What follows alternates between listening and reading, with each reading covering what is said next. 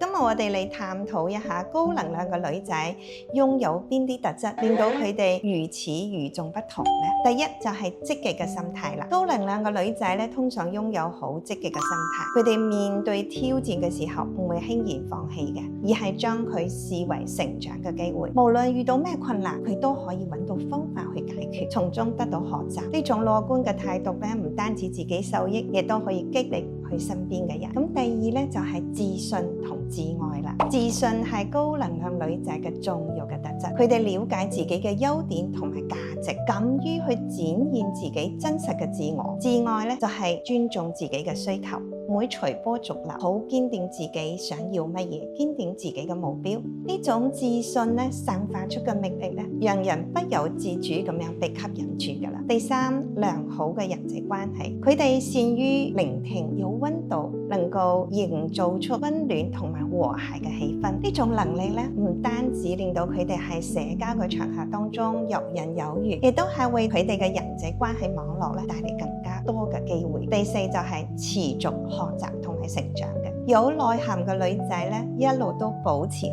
習嘅熱情，無論通過閱讀啦、旅行啦，還是參加咩課程去學習啦，佢不斷去拓寬自己嘅視野，提升自己嘅能量。第五就係健康嘅生活方式。高能量嘅女仔咧，身心都係健康，佢哋通常保持好規律咁樣作息生活，均衡飲食同埋適度嘅鍛煉，保持充沛嘅精力。呢種健康嘅生活方式為你哋提供咗源源不斷嘅動力。千祈唔好話自己冇辦法成為高能量嘅女仔啊！每個人都係可以㗎。關注尹老師，你會變得越嚟越有能量。